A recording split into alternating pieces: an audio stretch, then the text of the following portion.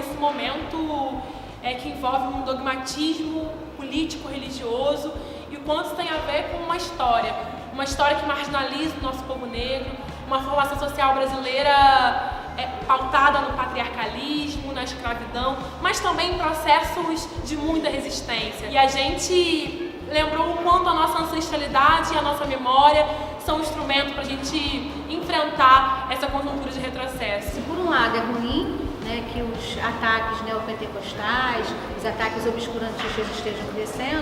Por outro, é bom que a gente veja essa luta sendo ampliada, tendo apoio de diversos parlamentares, diversos tipos de movimentos. Né? Tudo isso tem que estar junto para enfrentar esse projeto conservador, essa onda conservadora que não é só uma onda, porque o racismo é estrutural na nossa sociedade. É maravilhoso estar aqui participando dessa conferência que nos trouxe conscientização para o momento político que nós estamos vivendo.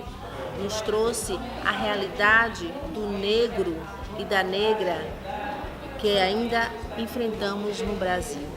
Por isso que é importante nós estarmos reunidos falando dessa história, nos trazendo muito mais consciência e esperança.